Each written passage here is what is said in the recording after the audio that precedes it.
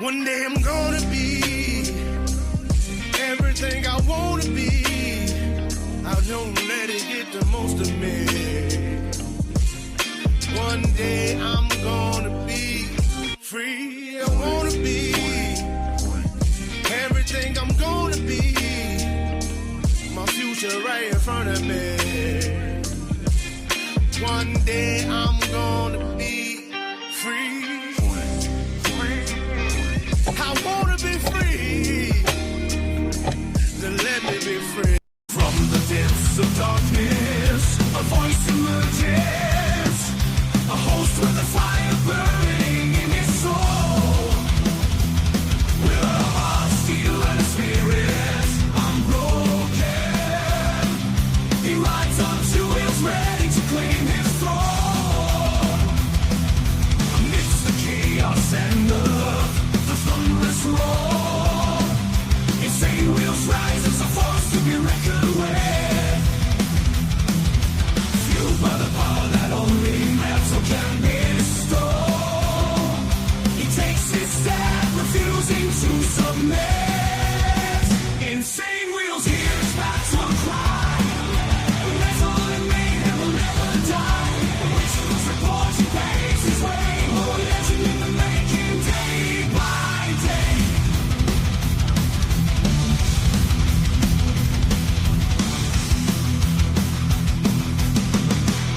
Wow. All right, ladies and gentlemen, we are back and at it, man. Much love, honor, respect to everybody. Hopefully everyone's enjoying themselves so far. I definitely know the hell we are. Great to see everyone in here. Beautiful Tuesday morning, man. So hopefully everyone's enjoying themselves. I definitely know I am, and I'm fucking super psyched to be back. It was really hard. I was telling you guys in the chat, it was really hard for me to be away from the show for this long. And even though it wasn't that long, it was only 4 days, but still, it's definitely hard for me to be away from this whole thing. So anyways, we've got a quite fucking extreme morning of news. We've missed a lot since obviously I've been away for 4 days, but that's not even the case. Just within the last 24 hours has been a lot of fucking shit. And so today, I'm going to try to consolidate everything today because we have so many things going on. And I actually even added another thing right before we started the show. So we've got a lot to discuss. So the way that I have this is you guys see the title already, you know, the Epstein vote. That's all stuff that's going to happen later on today, including Trump host, Saudi crown prince, and all this stuff. And also there is Nicki Minaj that's going to be addressing the United Nations. I don't know if she did already, but nonetheless, we have this set up for you guys. I'm going to tell you guys exactly what our lineup before we get into this. So our first lineup is about Cloudflare. Cloudflare is most people don't even know what the fuck that is. But we're going to talk about the Cloudflare outage and what happened there and why you guys are saying that certain things on your phone or even on video games are not working right now. So there's a reason for that, and we're going to talk about that a little bit.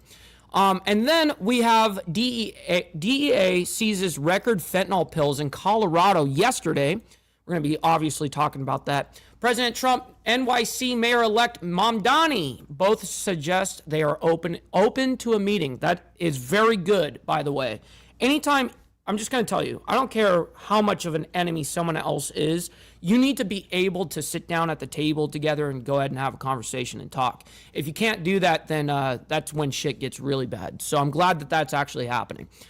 Trump says he would sign a bill to release Epstein files and says, quote, sure, I would. And then we're going to be talking about a little bit about the United Nations. United Nations approves Trump administration's Gaza peace plan. Very interesting. We're going to talk about that a little bit as well, of course.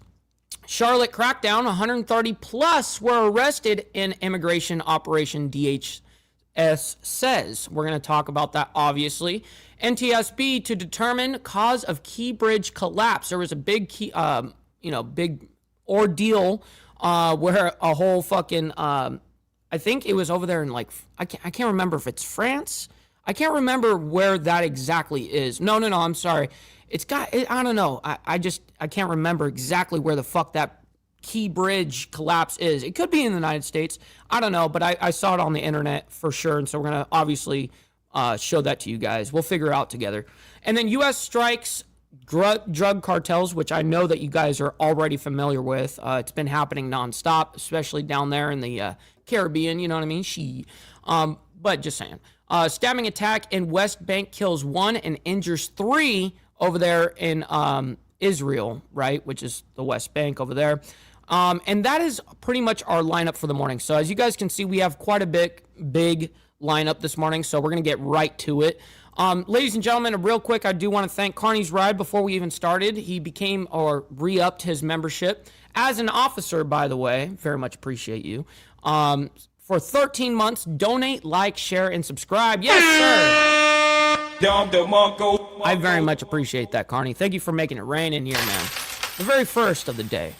Great to see everyone in the chat, man. Real quick, let me go ahead and do these call to actions, and we'll get right into it. Please make sure you guys hit that like button. It helps out the show immensely, and it's absolutely free to do so. If you guys are brand new to the show, make sure you guys hit that subscribe button because it's also free. We do this Monday through Friday, reporting news, so make sure you guys tune in for that. Here comes the money part, though. Please consider becoming a member starting only at $2.99 a month. We're making sure we're not breaking the bank out there with anybody, but check it out. This is what allows us to be on these airwaves as well as have these lights on right now. So I very much appreciate you guys becoming members and then staying members. Little side note here, follow my Instagram at BallValveTV, where I post everything behind the scenes of not only my life, but as well as the show, Millennial Food Time, breaking news, all that great shit. It's a great way to get a hold of me one-on-one. We also have a Discord server. Naomi will be throwing that into the chat for you guys. But if you guys are on the other chat, make sure you guys go into the description box down below for the invite. We've got the majority of you guys in there. And last but not least, all super chats, super stickers, gifted membership signups are, of course, all going to be presented live onto the show. But if you guys would like to skip that YouTube 30% brutal cut that they take from your hard-earned cash, well, then we have these platforms right here that you guys can donate to. And, of course, I will read it out loud like a total super chat. I've got my email up right now, so if anything comes through, I've got it. All right, let's go ahead and get right into this. I'm super sorry, everybody, ladies and gentlemen. Thank you all for being here. I can't individually do everything and say hi to everybody this morning, but so you're going to have to forgive me. We're going to have to get right into this. You might be wondering right now why you can't access Twitter or Spotify. That's because parts of the internet went down. It's really weird that I can only hear her from my right ear. Interesting. After a technical glitch at Cloudfare. People trying to go on sites like X, Spotify, and Letterboxd were met with error messages. The page simply wouldn't load. Brother Good One Motorsports, I very much appreciate you. And yes, I really enjoyed hanging out with you as well, kind sir. I very much appreciate everything that you did over there, hosting and all of that, man. It was a great time. Cloudflare powers much of the internet behind the scenes.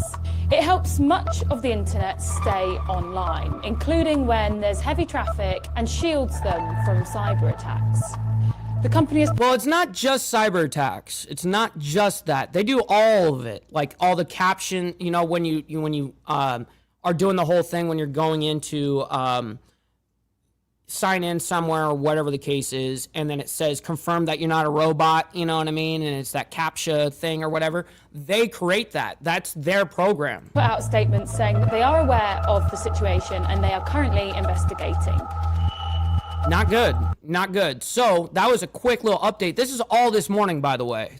I mean, even my fucking, what I make my thumbnails with on Canva was down this morning too, which is terrible. I mean, I had to use an old thumbnail literally because unfortunately everything's fucking down today.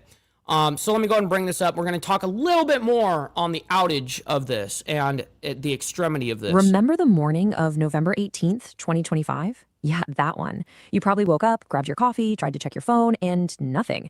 For a huge chunk of the world, the internet just stopped. It completely vanished. So what on earth happened? Let's dig into the massive outage that blindsided pretty much everyone. What's up, if Tolga? you were trying to get online that morning, Hardwire? This was probably the only question on your mind, right? 1 minute, everything's totally fine, and the next, poof, it felt like the digital world was just collapsing around you. And let me tell you, you were not alone. Millions of us were staring at the same broken screens. So what's the first thing you do when something breaks? You go to X. Let me ask the chat real quick before we get into this. Did you guys even know that, were you affected by this at all yet? I was not affected until this morning, which happened this morning, whatever. And unfortunately I couldn't use Canva. And I was like, what the fuck is the reason why I can't use, like, I have no idea. And it said like something like, error regarding Cloudflare. And I'm like, I don't even know what the fuck that is. So how many of you guys were affected by this morning so far? Twitter to see what everyone's talking about. But nope, you get this, a super unhelpful internal server error. The irony is just amazing. The one place everyone rushes to complain about stuff being down was also down. Okay, fine, no social media. Maybe I'll get some work done, right? You pull up Canva to finish a project, and bam, service unavailable. Just like that, those creative and productivity tools. Yeah, no, I haven't saw the message. Sorry, I there was a lot of you guys commenting, and I had to get right into this. But yeah, that's no problem, homie. And we got Papa Penguin in the building as well. Always appreciate my man. Great to see you. We've got 70 people that are watching. Make sure you guys hit that like button. I very much appreciate you guys. Thank you very much for your laborious work. Rely on? Gone. I'm sure a lot of deadlines were suddenly in serious trouble. All right, forget work, time for a distraction. Maybe some gaming? Yeah, no such luck. The gaming world got hit just as hard. You fire up a huge game like... Yeah, even a fucking in the game shit. Like, I hope Call of Duty's not down because I want to play Call of Duty motherfucking later. League of Legends, and all you see is that dreaded word, offline. And check this out. It wasn't just the usual suspects. Even the super new, cutting-edge stuff was toast. You try to ask ChatGPT what was going on? Nope. Access denied. This is when you really start to wonder, what is... Shit, even fucking AI and ChatGPT and all that shit, OpenAI, wow. Happening here. But then, a clue started popping up. On a bunch of these broken sites, people started seeing this weirdly technical message. And this, right here. This is the message that I basically saw. It said, please unblock challenges cloudflare.com to proceed. And I got that on Canva this morning. And I'm like, what the fuck is that? I didn't block anything. I was all frustrated and shit, trying to figure it out. It told us it wasn't your internet, and it wasn't a dozen different websites all failing at the same time. No, something else was going on. This little message, it was like the digital fingerprint left at the scene of the crime. And that fingerprint, it pointed straight to a company that, honestly, most of us have never even heard of. A company that works in the shadows, acting as this incredibly important, invisible gatekeeper for a huge, huge part of the internet. So let's talk about... Well, yeah, no kidding. If one little tiny thing like this, Cloudflare, can affect millions upon programs on the internet, I mean, it shows how weak, truly, the internet is, actually. A Cloudflare. It could easily be manipulated by some hackers. I mean, I didn't even know what Cloudflare was. Who are they? Well, the easiest way to think about them is like the internet's backstage crew.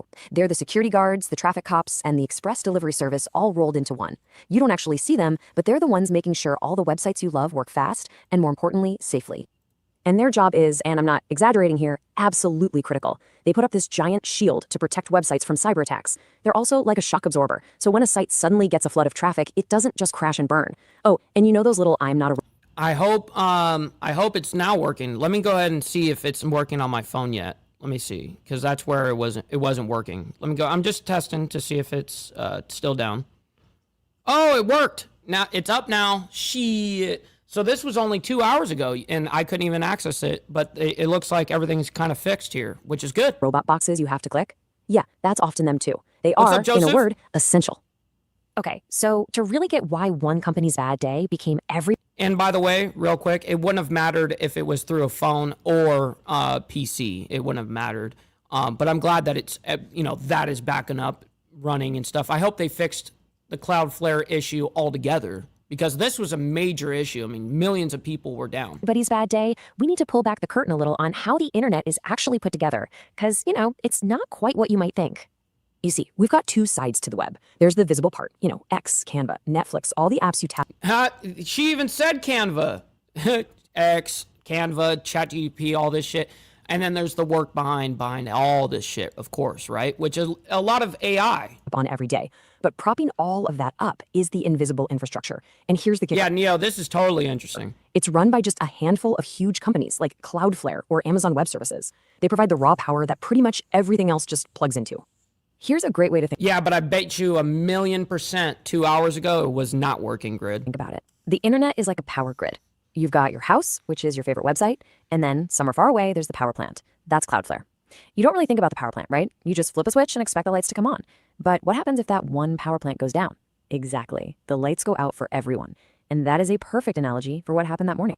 So, which is this morning. When that digital power plant went down, the domino effect was immediate and massive. It was a cascade of failure that spread across the entire globe in minutes. And I mean, it happened fast. Around 6 a.m. Eastern, the first little blips of trouble started showing up. By 6:15, just 15 minutes later, reports were just skyrocketing. It actually took until almost 7 a.m. for Cloudflare to officially put out a statement saying, yep, we're aware of an issue and we're looking into it. And here's the best part, the ultimate irony. You know Down Detector, the website we all go to check if other websites are down? Well, it was down too. And why? So yeah, even the down detector for all of these websites, because you can go ahead and check like, oh, what is the website out right now? Is there an outage? Blah, blah, blah. And a lot of the outage centers that go ahead and say that, yes, this is out right now or it's suffering or whatever the case is, even the down detector was fucking blocked. You guessed it. It also runs on Cloudflare. So you literally couldn't even check to see what was down because the checker itself was down. You can't make this stuff up. The sheer scope of this thing was just mind-boggling. It wasn't just social media. It was everything. Your work tools, your games, even niche sites for movie lovers. And maybe most important. And a lot of AI, anything that really runs off of AI, even Canva runs off of AI. There's certain features in there that uses and utilizes AI. And so unfortunately, it looks like a lot of what is ran by OpenAI and all this shit behind the scenes, unfortunately got affected. Only all those systems that ask you to prove you're human, the CAPTCHAs, they were broken too. The entire web was just frozen in place. So after all the dust settled, what's the big takeaway from all this? It's definitely more fragile than motherfuckers thought. I can tell you that. Now, I'm going to leave it at this, okay? I just want to let you guys know that that's what happened this morning. We've got like 16 fucking stories to get through this morning, so we're going to go ahead and rush right into the next. So we're going to talk a little bit about DEA. DEA seizes record fentanyl pills in Colorado. This happened yesterday, a record number. Let's go ahead and figure out what the hell this is. Look at this table. Just look at the table back here, bro. This is insane amount of fucking fentanyl. Insane. I want to thank all of you for joining us here today at the Drug Enforcement Administration Rocky Mountain Field Division, giving attention to both a public safety and public health threat which fentanyl and those who traffic it continue to present to our community. Fentanyl remains the deadliest drug threat to face our country, and the state of Colorado is certainly not immune from the harm it has done and continues to do. Fentanyl is the leading cause of death for Americans between the ages of 18 and Awesome, Greta. I always appreciate that. Thank you, sir. 45. At a national level, drug overdose deaths have declined from highs of around 110,000 deaths in 2022 and 2023 to the most recently released data of 73,690 reported deaths for the 12-month period ending April of 2025. Those numbers still equate to filling a professional football stadium on a Sunday afternoon. While it's a positive sign that both state and nationwide overdose deaths are trending downward, Denver County is seeing an increase in overdose deaths compared to last year, with many of those deaths involving fentanyl. Okay, we know all fentanyl bad. Yes, we know this. It kills millions of people. Fuck that. We know that. Why do you have to talk about that part? Tell me what's on the fucking table and how you got it. Our DEA Rocky Mountain Field Division is on pace to seize a record amount of fentanyl for 2025, in no small part due to the record-breaking seizure presented here today. Here it goes. With a reminder that only 2 milligrams of fentanyl is considered a lethal dose, and DEA's one pill can kill messaging, here laid out before you is the Colorado state record for a single seizure of fentanyl. Wow. So they got a state record on it. 198 kilograms, or an estimated 1.7 million counterfeit fentanyl pills. Wow. 1.7 fucking million. 1.7 million fucking fentanyl pills, bro. Denied. Holy shit, bro. Oh my God. Along with an additional 12 kilograms of fentanyl powder. This marks the largest ever single seizure of fentanyl in the state of Colorado and the 6th largest ever in the United States. What's up, Blair? Let's be clear. This seizure represents thousands of lives saved. It is also indicative that the Mexican cartels continue to traffic significant quantities of fentanyl to Colorado, and the seizure has been tied to active DEA investigations involving federal, state, and local partners touching 6 different states as well as Mexico targeting the Sinaloa cartel. We will continue to work with our partners to target them and their supply of deadly fentanyl in an effort to protect our communities and save lives. I am joined today by Douglas County Sheriff Darren Weekly, who's going to detail the origin of how this seizure came to be. He will then be followed by Colorado Bureau of Investigation Director Armando Saldate to share some of his insights on and CBI's role in a larger investigation before I return to add some additional comments on our efforts on holding accountable those responsible for trafficking this poison into our nation. Yeah, I mean, who is responsible for this? I mean, aside from the cartel, obviously. I mean, there's, it's going to be kind of evident. But Who is it being received by, and who did you seize it from? And with that, I want to see a picture of the dude. You know what I mean? Sheriff Weekly, if you'll... Good morning. Last Tuesday, November the 11th, What's up, brother TVT? our Good morning. deputies were called to a storage facility in Highlands Ranch. Someone had legally purchased through auction one of those storage units. And shortly after they inspected that unit, they realized there were illicit drugs inside. And they did the right thing. They immediately contacted the sheriff's office. When our deputies got there, they secured the area and confirmed that the unit contained several kilogram-sized packages that looked That's very, very true. If there wasn't a fucking demand for it, there wouldn't be this shit happening, obviously. like illegal narcotics. Supply and Plus demand. a huge number of M30 pills, the kind that are often The most basic economics 101. counterfeit and often contain fentanyl. Now we'd like to show you a video of what happened when our deputies arrived on scene in the conversation. Oh, yes, we got a video of this shit. This is it. It was in a storage. Look at self-storage unit. Oh, shit, bro. Supervisor. Here we go. We got a video on this shit.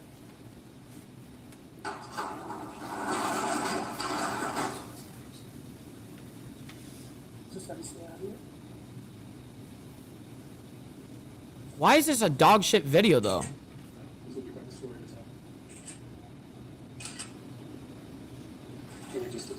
Every one of those fucking big ass cases. No, that's Oh, fuck. Look at that shit. a very unique situation here. A gentleman just bought a unit over here at the storage facility off of Downstop.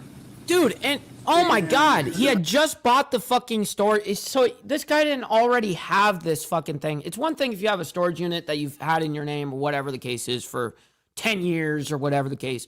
But that's a little suspicious. You know, you come in, just buy the fucking, you just got it, and then you immediately stuff it with your product. Oh, dude, terrible planning. Yeah, that one's full of pills as well. It's got 1, 2, 3, 4, 5, 6, 7, 8, 9, 10 bricks that probably look like I haven't looked into those yet, but we're looking at a couple hundred bags of blue pills.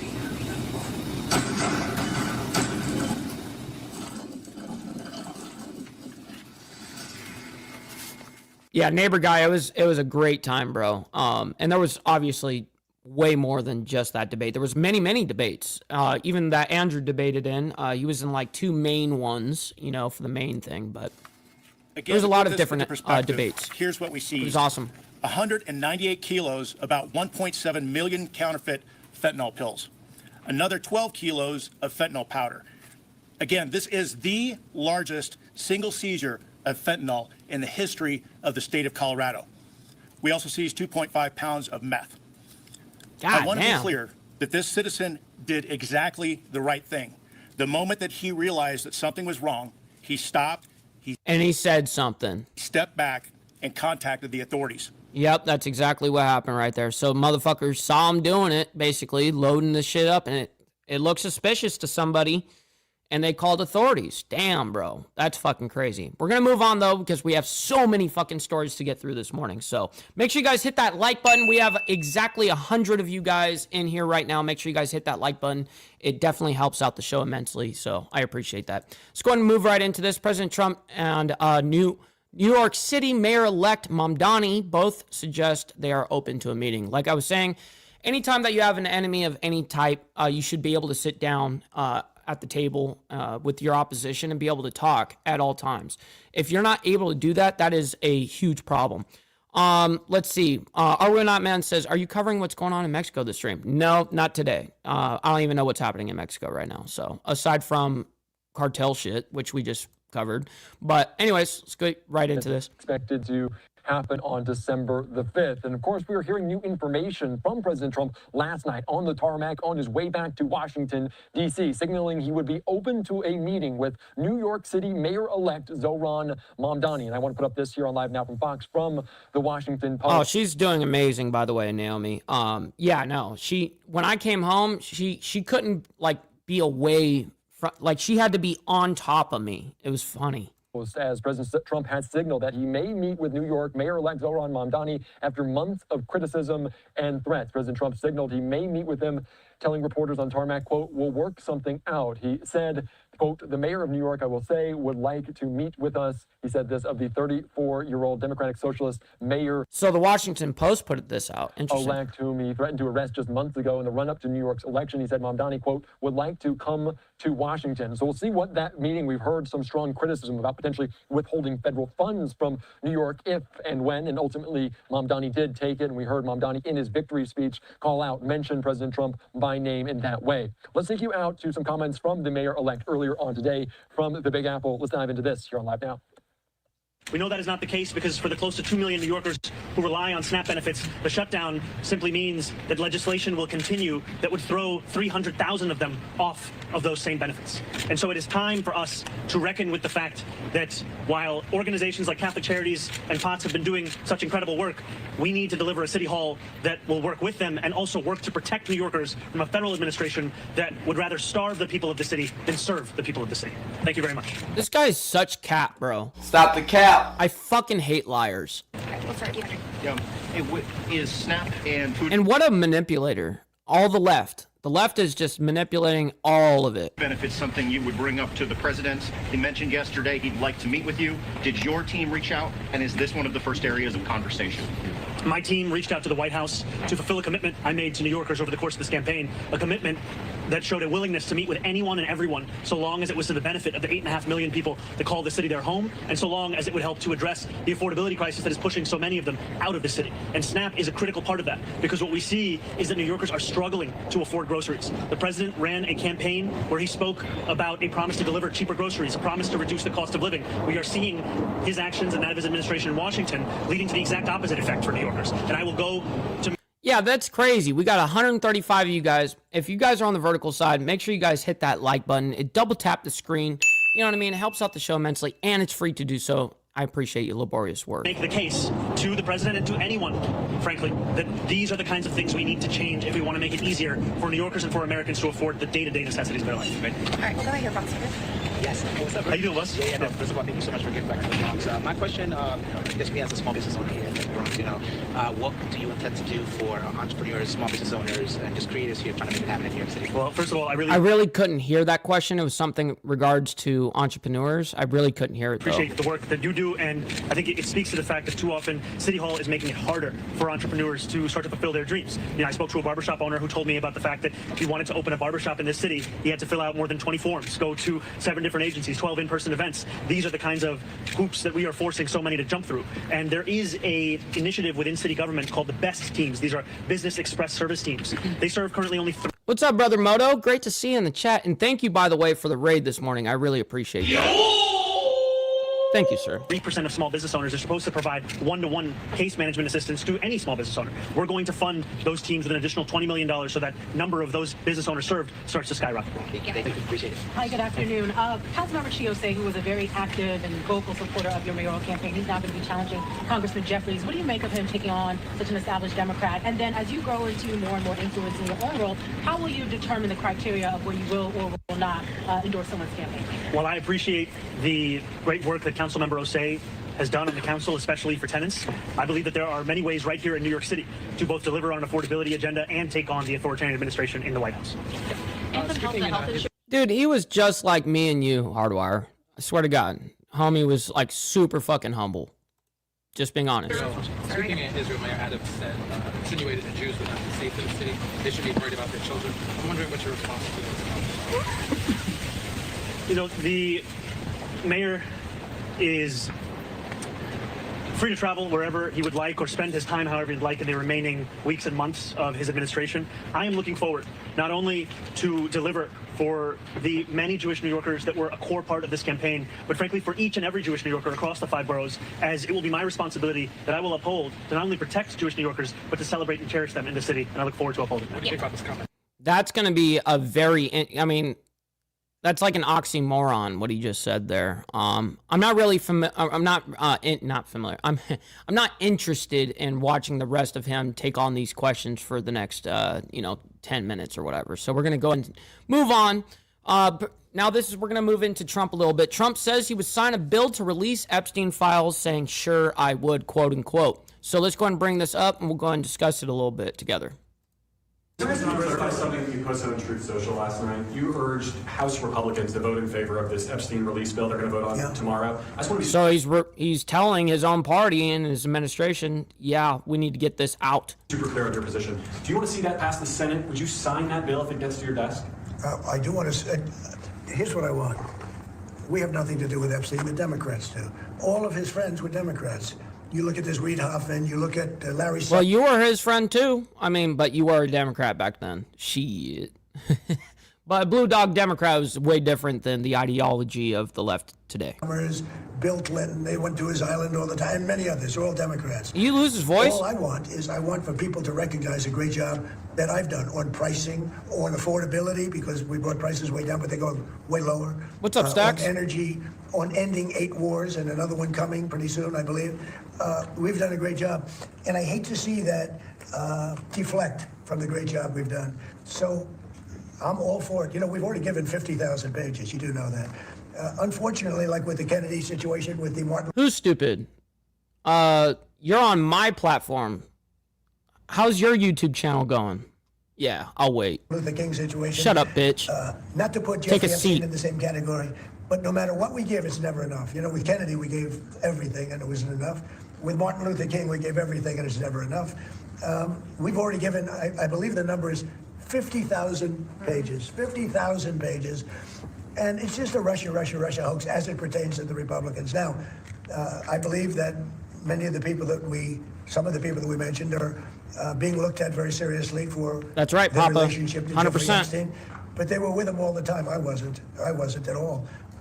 And we'll see what happens. What I just don't want Epstein to do is detract from the great success of the Republican Party, including the fact that the Democrats are totally blamed for the shutdown. You know, they cost our country hundreds of billions of dollars with that, at a lot of inconvenience. So I'm for I don't. They can do whatever they want. We'll give them everything. Sure, I would. Let the Senate look at it. Let anybody look at it. So he answered that right there. He said, would you sign it? And he said, sure, I would. Right there. We'll give them everything. You'd sign it, right? Sure, I would. Let the Senate look at it. Let anybody look at it. But don't talk about it too much, because honestly, I don't want to take it away from us.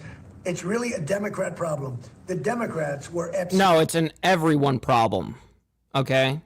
Now it's about transparency and just allowing it to come out. All right?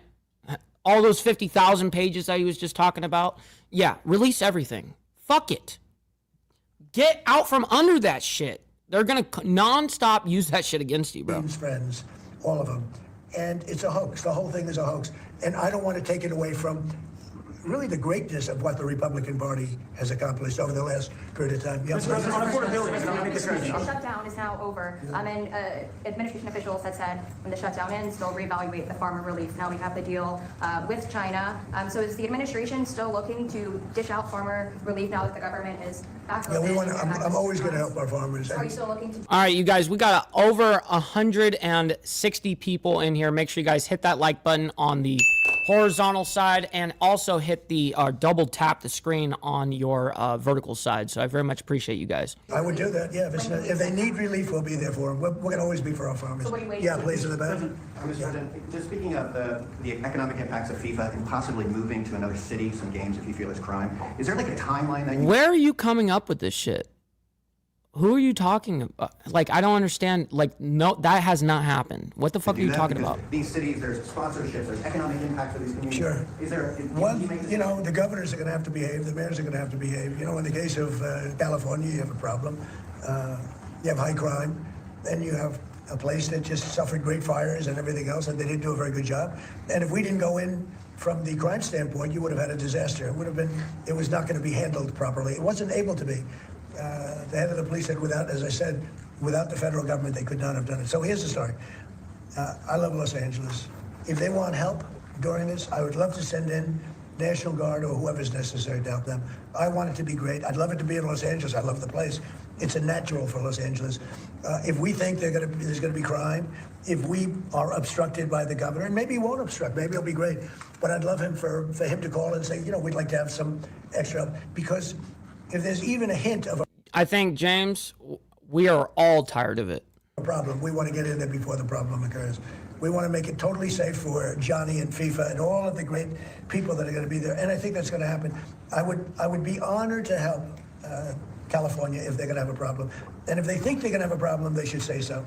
We can be in there in 24 hours notice and do a great job. But if that's by the year, by the end of the year, by the end of the first quarter. Well, I think this, if they would tell us now, they're not going to have a problem. Because if we go in, they don't have a problem. Look at D.C. There's no crime in D.C. anymore. And D.C. was a mess. If they want us to go in, I'd like them to tell us right now. But if we go in, there will be no problem. There will be no crime. What's the message then to like local businesses who are considering sponsoring this? Tell your governor to ask for federal help. We'd love to help them. Mr. President, you're planning on also potentially launching strikes in Mexico or putting American troops or American personnel into Mexico to deal with it. Would I launch strikes in Mexico to stop drugs? It's okay with me. Shit, we obviously know that. Whatever we have to do to stop drugs, Mexico is... Shit. Oh, shit! I looked at Mexico City over the weekend. There's some big problems over there. If we had to, would we do there what we've done to the waterways? You know, there's almost no drugs coming in through our waterways anymore. Isn't it down like 85%? It is, sir. I don't know who the 15% would be. No. It wouldn't be you. No, that's for sure. No, I think it's been... Tons and tons of You would say drugs. that's a big signal. Absolutely. We have almost no drugs coming into our country by the sea, by, the waterways. And you know why, okay? I mean, it's pretty obvious. Would I do that on the land corridors? I would.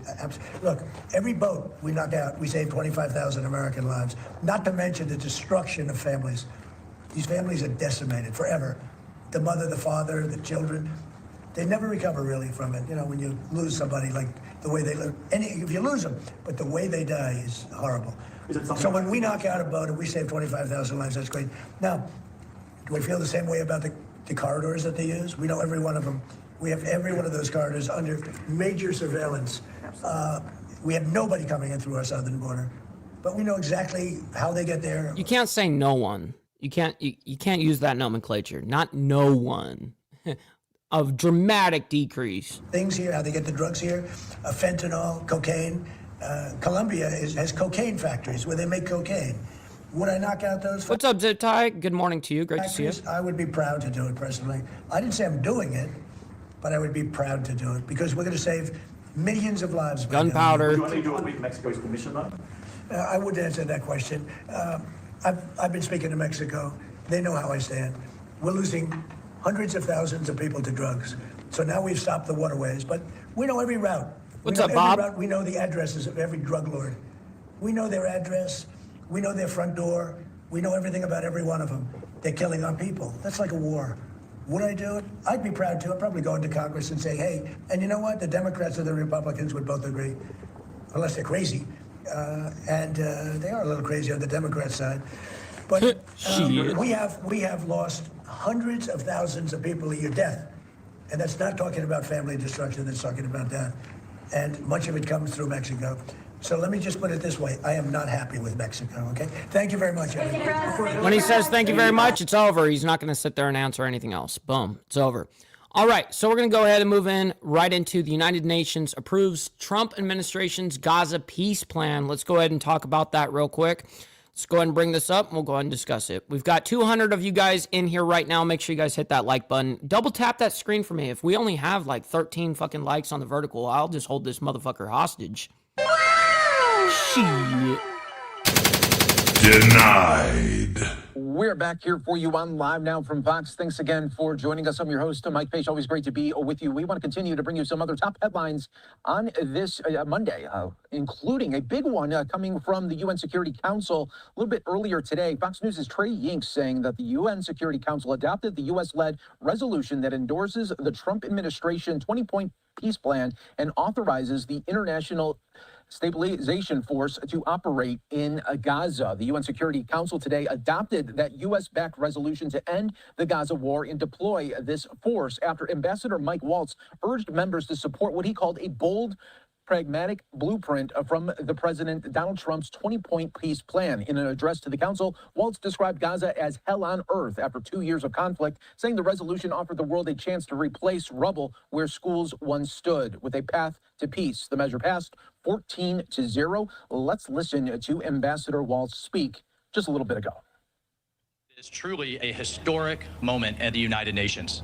Today, marks a turning point, not just for Gaza, not just for the Middle East, What's up, David? but for what international cooperation under President Trump's leadership can achieve when we choose diplomacy over destruction, when we choose stability over suffering, and peace over perpetual conflict. Today, the United Nations proved it can be great again.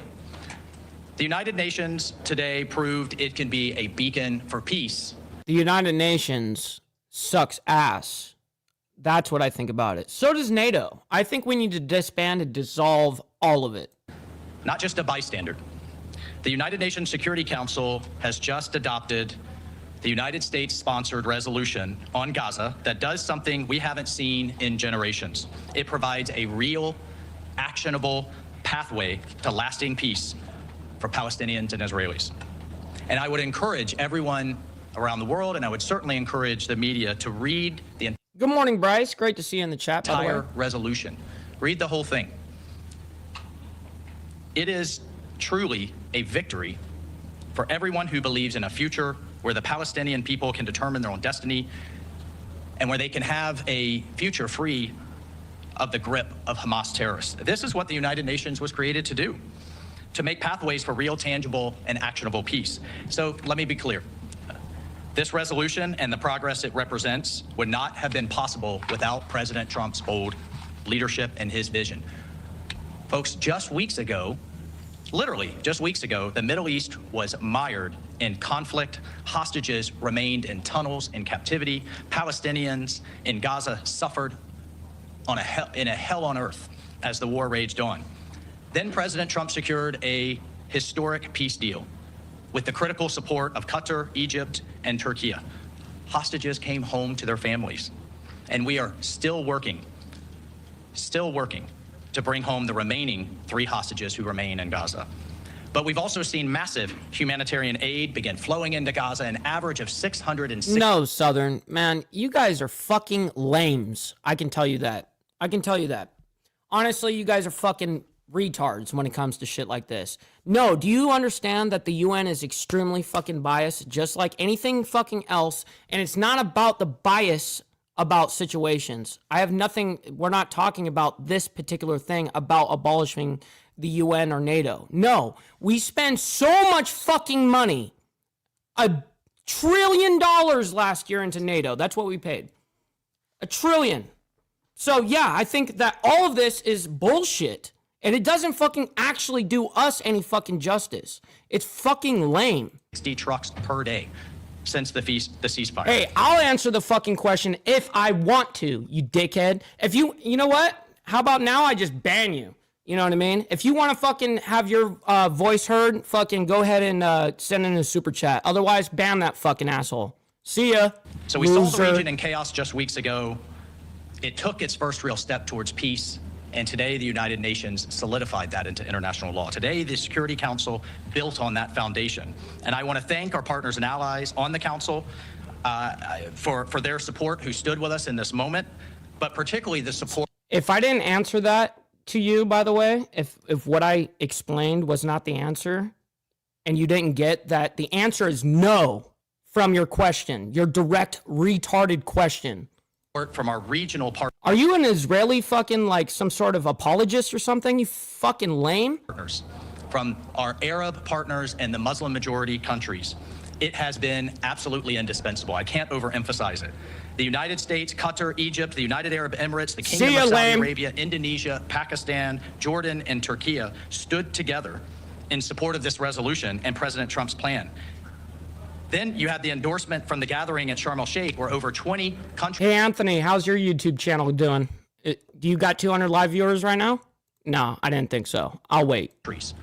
Over a dozen from Europe, including the European Union, supported this comprehensive approach and demonstrated that the region is ready for change.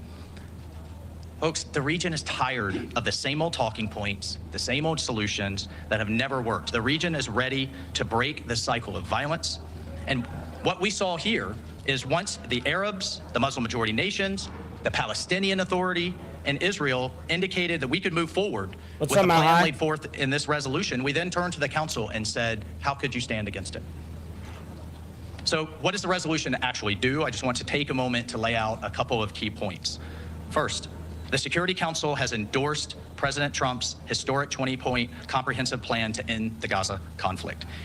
It welcomes the establishment of the Board of Peace as a transitional administration for Gaza that will oversee and support a technocratic, apolitical Palestinian committee responsible for day-to-day government services. It underscores the critical It's a battlefield out here, Seal, as you can tell. importance of humanitarian assistance for the people of Gaza, and it authorizes an international stabilization force to stabilize the security environment in Gaza by ensuring the process of demilitarizing the Gaza Strip, including the destruction and prevention of rebuilding the military, terror, and offensive infrastructure. It also decommissions, it ensures the decommissioning from Hamas and its partners. All of this will allow for a Gaza Strip that is finally free of Hamas's terror and reign. This resolution represents the first real step in generations towards forging a lasting peace for Gaza, for Palestinians, for Israelis, and for the entire region. And I want to be clear. The United States made it clear. President Trump, Secretary Rubio, my good friend Jared Kushner, Special Envoy Witkoff, we all made it clear that a vote against this resolution was a vote to return to war. Okay, well, they approved it. So this is, just so you guys have some context, this is a U.S. ambassador to the UN, by the way, just so you guys, if you didn't know that. So thanks to our actions here today and President Trump's bold, clear-eyed leadership, a stable, a safe, and a prosperous future in the Middle East is now finally within reach. Thank you. Ambassador Waltz making those remarks right after the vote. And President Trump, just a little bit ago, reacting on social media, on his Truth Social, saying, congratulations to the world on the incredible vote of the United Nations Security Council. Just moments ago, acknowledging and endorsing the Board of Peace, which will be chaired by me and include the most powerful and respected leaders throughout the world. This will go down as one of the biggest approvals in the history of the United Nations. Will lead to further peace all over the world and is a moment of true historic proportion. Thank you to the United Nations and all of the countries on the UN Security Council: China, Russia, France, the United Kingdom, Algeria, Denmark, Greece, South Korea, Pakistan, Panama, Sierra Leone, Slovenia, and Somalia. Also, thank you to those countries that weren't on this committee but strongly backed the effort, including Qatar, Egypt, United Arab Emirates, the Kingdom of Saudi Arabia, Indonesia, and Jordan. The members of the board and many more exciting announcements will be made in the coming weeks. And Secretary Marco Rubio also saying, today's UN Security Council resolution endorsing President Trump's 20-point peace plan is a historic milestone in building Who are you talking about, Bob? A peaceful and prosperous Gaza governed by the Palestinian people. What's not up, Brennan? Hamas. POTUS is advancing real, measurable change in the region with this vote. We're closer than ever to achieving a demilitarized, de-radicalized, and stable Gaza. Shit. All right. Well, we're going to go ahead and move on into the next. And one of the last, let's see, we got 4 stories left. So we got Charlotte crackdown, 130 plus arrested in immigration operation, DHS says. And then just to give you guys some context of what we have behind this, NTSB to determine cause of Key Bridge collapse, as well as U.S. Strikes on drug cartels as of just an hour ago. And then stabbing attack in West Bank kills 1 and injures 3 over there in Israel. Obviously the West Bank, right? So anyways, let's go ahead and bring this up. We're going to talk about this part first, though. Where is it? Charlotte. Here it is. And welcome back, everyone. To Live Now from Fox, I'm your host, Mike Page. Thanks again for joining us, continuing to bring you some of the day's biggest top stories and headlines. One of them, we have been following the latest actions from Homeland Security, putting this out on X, saying that President Trump and Secretary Noam will... Hey, Jim, are you an actual peg leg for real? Shit. W's. To make America safe again. North Carolina sanctuary politicians are protecting the nearly 1,400 criminal illegal aliens in Charlotte's jails by refusing to turn them over to ICE, ultimately releasing those monsters into North Carolina's neighborhoods. And all of this comes as the Department of Homeland Security says that Border Patrol arrested more than 130. Wait, are you the arbiter? Is this the arbiter of what I'm allowed to speak on the internet? This guy? Shut up, lame ass. illegal immigrants in Charlotte, North Carolina over the weekend. The feds say that it's part of their latest immigration operation targeting violent criminal illegal aliens known as Charlotte's Web. And right now, we want to keep you in Charlotte. And let's bring in right now Fox News' Chelsea Torres with a breakdown. And what we're seeing, it sounds similar to what Chicago just went through. Yeah, that's right, Mike. You know, DHS says that this crackdown here in Charlotte is... Yeah, no kidding, Igor. But their promise is to keep Americans safe. And officials say that federal agents actually arrested 80 illegal immigrants just on Saturday alone. And when we look at some of these arrests, officials say that some had prior criminal records like known gang membership, aggravated assault, even illegal reentry after prior deportation. Now, the Department of Homeland Security and Border Patrol agents made arrests outside of businesses, near grocery stores, even near a church. And DHS says that their operation targets criminal illegal aliens who came to North Carolina because, quote, sanctuary politicians would protect them. Charlotte, over a period of years, had over 1,400 immigration retainers that they failed to honor. They're not going just to ignore immigration law. If you came across the border illegally, you are subject to obviously being picked up and then eventually removed. Now, some local leaders are opposed to the federal response. City and county officials here say Border Patrol's presence in Charlotte is causing unnecessary fear and uncertainty. Even local faith leaders are also speaking out against the operation. One pastor tells me that they're seeing half as many people at their church service, and some families are too scared to leave their homes. So I'd like to encourage us all to be the best version of ourselves, and we can follow orders and do what the law demands, but do it in a way with dignity and with just basic humanity. And even other local faith-based leaders that I've been talking to kind of echo the same concerns. One pastor was telling me that some parents were reaching out. You know what, Zip Tie? You know what that just reminded me? Shit. You know what I mean? We got to get the money part done. All right, just get the money part done. Give me money. Money me. Money now. Me a money needing a lot now. Shit. Denied. Out to him because they were too afraid to take their kids to school today, afraid of being profiled by federal agents. And I'll tell you, the Charlotte-Mecklenburg school system here has announced that there are over 20,000 students were absent from school today. Mike.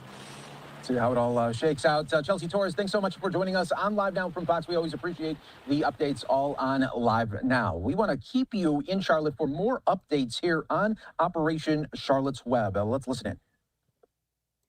The Trump administration shifting the focus of its immigration crackdown to Charlotte, North Carolina. Border Patrol agents have conducted 200 arrests so far in a campaign dubbed Operation Charlotte's Web. ICE is doing a public safety mission, and these are the people that people should want out of their neighborhoods. DHS says it's a dangerous operation, sharing this video of a vehicle that allegedly tried to ram into Border Patrol agents over the weekend. But many Charlotte residents say their tactics are excessive and accuse officers of racially profiling.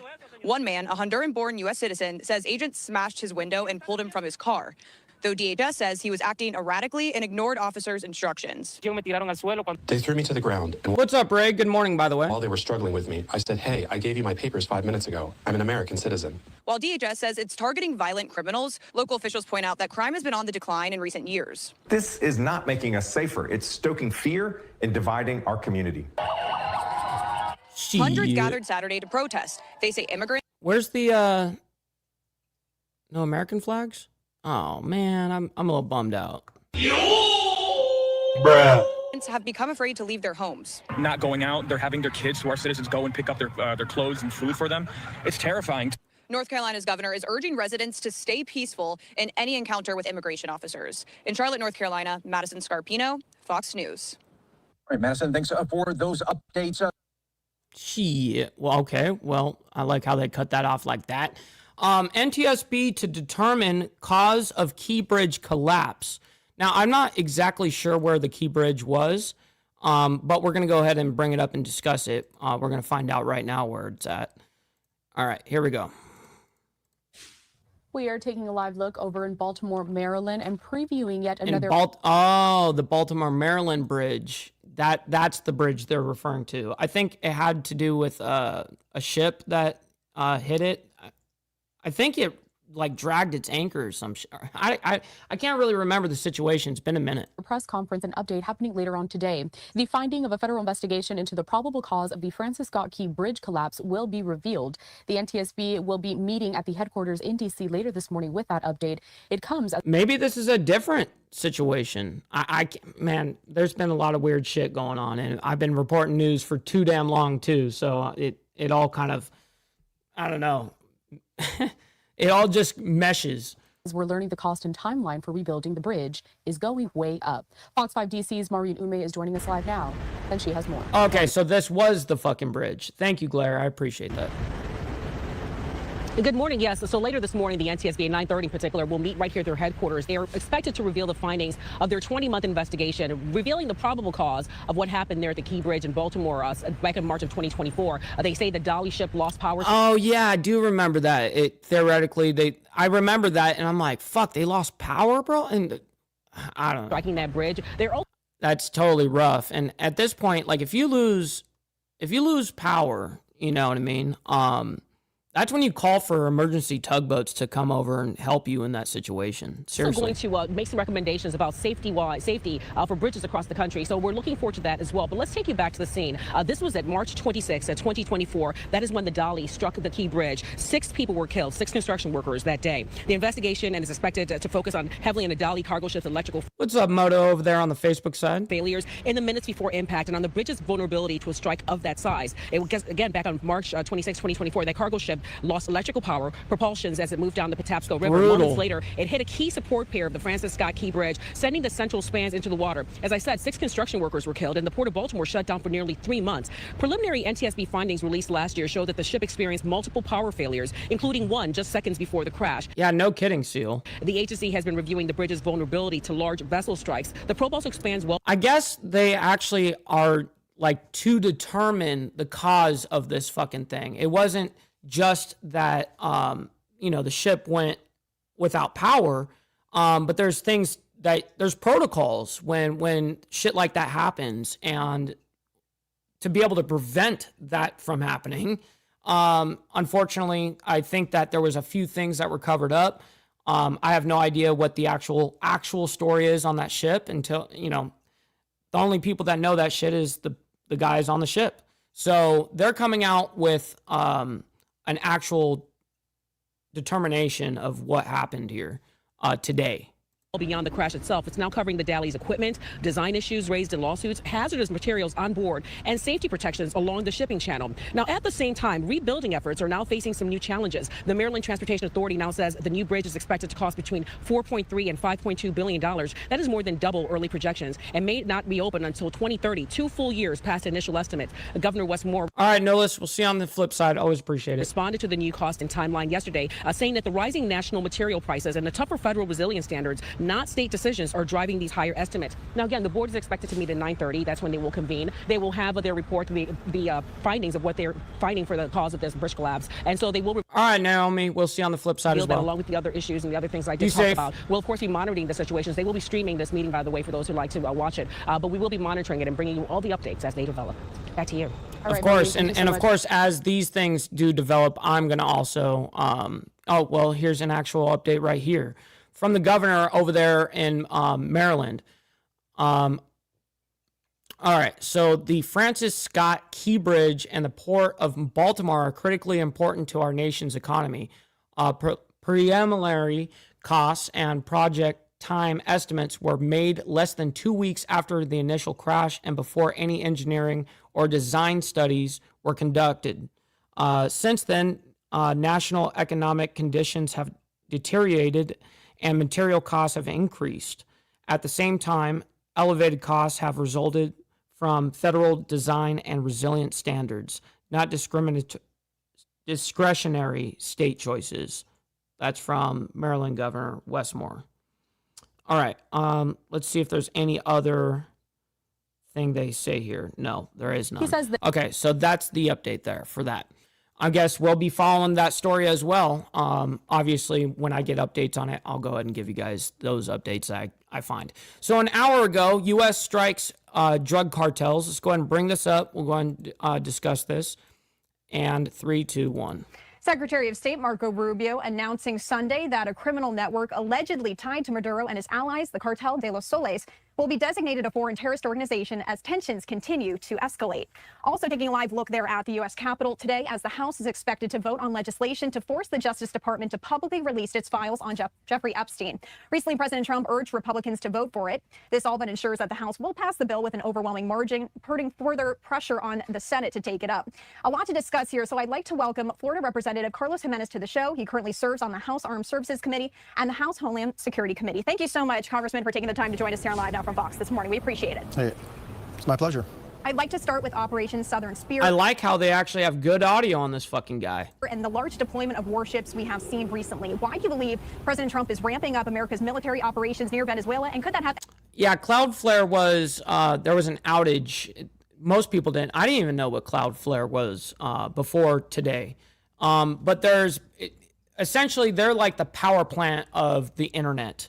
And it went out today for a couple of hours. And I mean, everything was affected. I mean, whether it's video games, chat GDP, everything was down. Anything that utilizes AI, even like shit like Canva was shut down. So anyways, we talked about that at the top of the hour, though. Anything to do with Maduro? It has a lot to do with Maduro. Maduro, we have a $50 million bounty on his capture. He is the head of a foreign terrorist organization about to be designated so, Cartel de los Soles.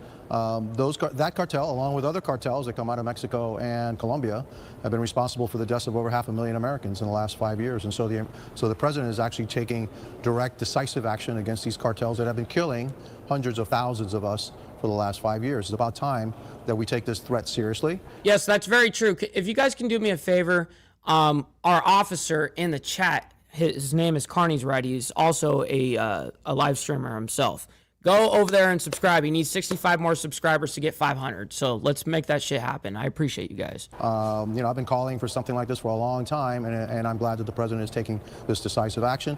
Maduro is also the illegitimate ruler of the country. Last year, there were free elections in Venezuela. He lost by an overwhelming majority, but he refuses to give up power. And so that makes Maduro, you know, a double threat to the safety and security of the United States of America. Going off the topic of security, as I said before I brought you in here, the most advanced aircraft carrier, the USS Gerald R. Ford, now on standby in the Caribbean Sea. This has some Americans wondering if we're going to attack Venezuela or what Washington's long-term plans are. Do you have any comment on any of that? Yeah, I really don't have any comments on what the plans are. I don't know what the long-term plans are for President Trump. He hasn't divulged that to me, and if he did, I probably wouldn't be telling you. But I think a lot of this has to do with keeping Maduro, you know, and making him think and sweat a little bit. I think there's no doubt that we'd like to see Nicolas Maduro leave Venezuela and allow a freedom and democracy to reign again in Venezuela. The Chavez-Maduro regime has destroyed that beautiful country just full of natural resources, but also they've been involved in killing hundreds of thousands of Americans, and so there's a price to pay for that. And unfortunately, you know, these cartels have been running rampant for years, either by shipping their poison into the United States and killing us, or allowing... Yeah, not hundreds of thousands, millions. If you're referring to the actual drugs that they push into our country, yeah, I mean, but we have like Papa Penguin also pointed out earlier, the users have a part of this too. They have a responsibility in this too. If there wasn't the demand for it, obviously there wouldn't be this, you know, the supply of it. So millions and millions of illegal immigrants to come into the United States with an invasion. You know, Tren de Aragua comes from Venezuela. They were all in prison and they were released. And so the president is right about that too. You know, Venezuela and Maduro, you know, released, you know, tens of thousands of criminals and had them invade the United States, again, threatening the security of the United States of America. And so, again, I will be 100% behind the actions of President Trump, and I think he's doing the right thing. I actually wanted to play this very quick soundbite here from President Trump before I ask you this next question. Thank you, Pablo. That's awesome. Discussions with Maduro, and we'll see how that turns out. We may be... All right, so again, very brief soundbite there. President Trump saying that he and Maduro are going that was a very short clip. to be having those discussions. The president doesn't want to tip his hand, obviously, as you spoke to about what next steps could be there. But what are your thoughts on Trump and Maduro speaking, and how could that impact what President Trump decides to do next? Because he has said he does have some idea of what he would like to do. I think the only discussions that we need to have with Maduro is the timetable for his departure from Venezuela. And so maybe Maduro is trying to negotiate his way out of this. Remember, we do have a $50 million bounty on his capture. And so, you know, I think that he can see the handwriting on the wall. The president has a number of options at his fingertips, which he can exercise at any time. Maduro knows that. And so I would hope that we don't get into any prolonged discussions, because this is what these dictators and Marxists and communists do. They always want to discuss things when things aren't going well for them, in order to gain some time, in order to reposition themselves with absolutely no intent of leaving or resolving the situation. So I hope that if President Trump has a discussion with Maduro, it's very brief. It's say, can you tell me when you're leaving? And then we can make arrangements for your departure from Venezuela. That's about all that I would hope that President Trump discusses with Nicolas Maduro. Yeah, that's going to be way interesting. I wanted to ask some And we're going to follow all of this, of course. clarification from you here, because Secretary of State Rubio announcing Sunday that the Cartel de los Soles will be labeled as a foreign terrorist organization. And I'm going to share with our viewers a statement you put out on X. It's saying, remember that by designating the Cartel of the Suns as a foreign terrorist organization, it allows us to attack them militarily within the framework of U.S. law. Then they can't say they weren't warned. Can you elaborate on what you mean by that? What does that give the U.S. permission to do when it comes to the scale of an attack? Well, I mean, it says this is a foreign terrorist organization. It's no different than if we were attacking ISIS or Al-Qaeda, somewhere halfway around the world, like we've done for the last 25 years. These folks are right across the border. These folks are right in our backyard. But yet they've been killing a heck of a lot more Americans than the terrorist organizations in the Middle East. A lot more than ISIS, a lot more than Al-Qaeda. Like I said, we've lost over half. What's up, brother Steve Easy? Good morning to you. Good afternoon, I guess. Yeah, I mean, for you, it just hit noon. A million Americans to these drugs, especially fentanyl, that's attached to these drugs over the last 5 years. That's more people than we lost during the entire World War II. That's more people than live in the entire city of Miami. And so, people say, well, it's drugs. Wait a minute. You either get killed by a bomb or a bullet or poison, you're still dead, all right? And so the number one job of the American government, of any government really, is to protect its people. And for far too long, we have been woefully inadequate in protecting the American people from these criminal organizations, the criminal terrorist organizations that have been really, plaguing us for a number of years. I am glad that President Trump is taking these actions. I wanted to transition now to Epstein, because we are expecting that House vote here today. And actually, I am going to just pull up this live look. We're seeing Representative Marjorie Taylor Greene, as well as other members of Congress speaking. Shit, little MTG. Live there in Washington, D.C. right now on this. Are you able to share with us what your thoughts are? How are you going to vote today? Well, I said last week, publicly that I wanted transparency and that I would vote to open up the files. I've also said publicly that if there's something in there on President Trump, I think we would have seen it in the last 4 years when the Biden administration had full access to those files. I mean, with everything else they threw at the president, I think if there was something really bad in there, I think that would have come out too. So I don't expect anything to come out. And even if it was, hey, look. You've got to, the American people have the right to know and open up the files, let the chips fall where they may. But I have a feeling that the Democrats are going to rue this day, that they're going to really have second thoughts about, pursuing this, because I think there are some names in there that are going to be quite embarrassing. Unfortunately, there's going to be some names there that are also quite innocent that are going to come out and somehow guilty by association. And so we're not crazy. I'm not crazy about the language of this discharge petition, because there aren't safeguards for those innocents, and also maybe not the safeguards needed for protecting the victims. But this is going to bounce to the Senate, and the Senate, I'm sure, is going to make some revisions to it. It'll bounce it back to us. At the end of the day, I am voting to release the files. I think the American people have a right to know. Good. Congressman, before I let you go here, I just wanted to share this statement here from... That shit needs to come out.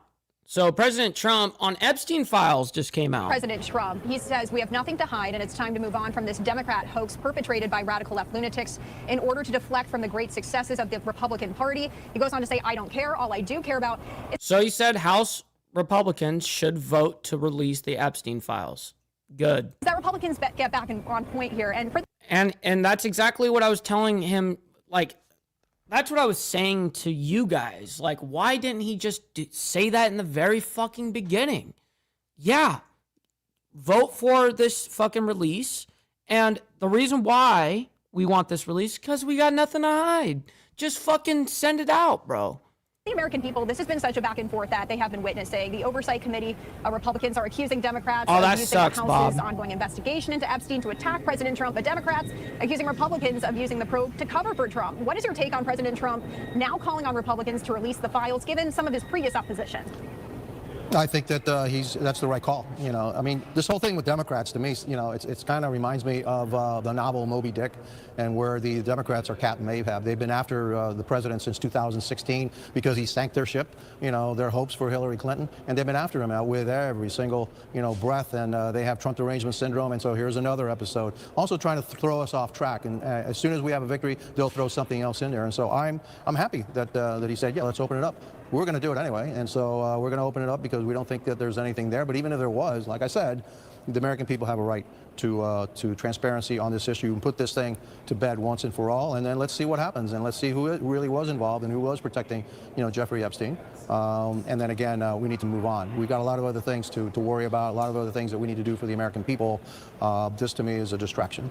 I mean, possibly, Blair. I don't know why he didn't do that in the very beginning. That's exactly what I would have done. It's just like, dude, yeah, fucking let's get this shit out here.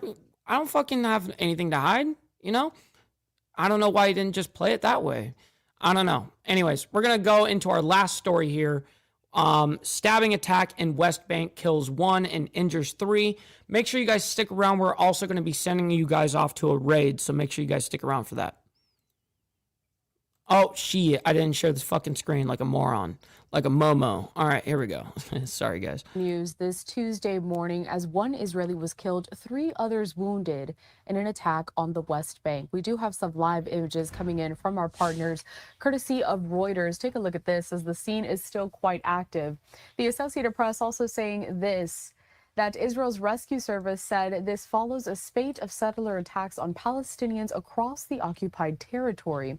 The violence came a day after the UN Security Council gave its backing to U.S. President Trump's blueprint to secure and govern Gaza. Hamas rejected that plan. The Israeli military said that the ramming and stabbing attack took place at the busy Gush Etzion junction south of Jerusalem, a site of many past attacks by Palestinian militants. Israel's emergency rescue services said that a 30-year-old man died of stab. And this just happened an hour ago. This came out an hour ago. Wounds. 3 others were hospitalized, including a woman in serious condition and a teenager in moderate condition. It was not immediately clear who carried out the attack or how many assailants participated.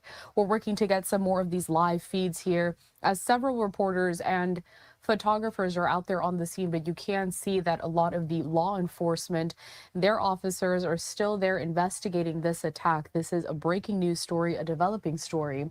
Now, the AP goes on to say this, that settler violence has flared in the West Bank.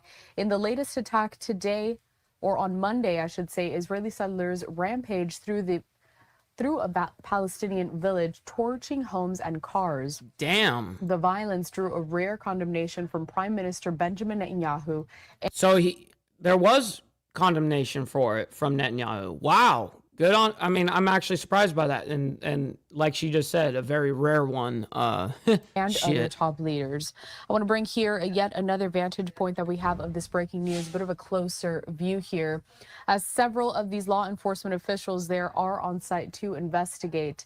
Israel's military is sending soldiers and police to investigate this, but they also sent them to that Palestinian village where that attack happened on Monday after reports of fires and vandalism. Hours earlier on Monday, clashes erupted between Israeli security forces and settlers defending an unauthorized outpost on a nearby hill, facing evacuation and demolition on Monday. Israeli police said earlier that 6 suspects were arrested in confrontations during the demolitions, with dozens of settlers entrenched and throwing stones and metal bars and burning tires. This comes again as Prime Minister Netanyahu on Tuesday applauding the UN's approval of the Trump administration's plan for a post-war Gaza. The resolution does provide a wide mandate for an international force to provide security in war-devastated Gaza. It approves a transitional authority called the Board of Peace to be overseen by President Trump and envisions a possible future path to an independent Palestinian state. That plan also calls for the stabilization for... Yeah, I had a couple of people ask me this question, by the way, and no, I didn't even know that was fucking happening, to be honest, Steve. So I'll be reporting on that most likely a little bit tomorrow and following the story, what's happening down there. To ensure, quote, the permanent decommissioning of weapons from non-state armed groups. It authorizes the force to use all necessary measures to carry out its mandate in compliance with international law, which is UN language for the use of military force. But again, these are the live images that we're getting from this breaking news, a developing story that we are following for you on this Tuesday morning. Going back to some of the facts that we know so far, an Israeli was killed and 3 wounded in an attack at an intersection in the West Bank, according to Israel's rescue service, following a spate of settler attacks on Palestinians across the occupied territory. The violence comes a day after the UN Security Council gave its backing to U.S. President Trump's blueprint to secure and govern Gaza. Hamas has rejected that plan. The Israeli military said that the ramming and stabbing attack took place at the busy Gush Etzion junction south of Jerusalem, a site of many past attacks by Palestinian militants. Israel's emergency rescue services said a 30-year-old man died of stab wounds. 3 others were hospitalized, including a woman in serious condition and a teenager in moderate condition. It was not immediately clear who carried out the attack or how many assailants participated.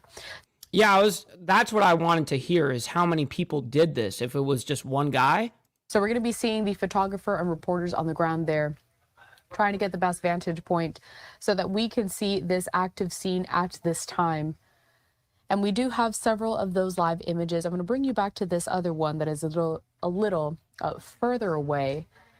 Actually, let's stay on this one for just a moment here. As you can see, a lot of those investigators there trying to figure out exactly what happened. And again, these cases of violence do continue, not even in the war zones. But heading out to this other vantage point that we have, a little bit more widespread there, you can get a better picture of exactly where this is happening at that intersection, as it looks to be that a lot of just regular people may be walking down. You see another photographer there with their camera. No doubt they're going to be getting more updates later on today, and we'll have them for you here, as always, on Live Now from Fox. And of course, we'll be following if anything comes through with that, of course. And so I guess right now, look, this is the House vote on Epstein files happening right now. And 2, one motion to recommit or commit as the case. Interesting. We're going to be following that, but this is going to be a long ordeal. Look, he's already been live for almost 4 hours. God, yeah, he's going to be doing that all day today, I'm sure. Anyways, we're going to be following all these stories as well, throughout the week. Of course, that's what we do over here. So listen, I can't thank each and every single one of you guys enough. We can't do this shit without you guys. I'm very blessed to be able to do this Monday through Friday, and actually Monday through Saturday for members only. We have a good time over there, man. So anyways, thank you all very much. Make sure you guys stick around. We're going to be rating our friend Triple B, I call her, Brain Bender. Yeah, so anyways, go over there. Go show her a little love.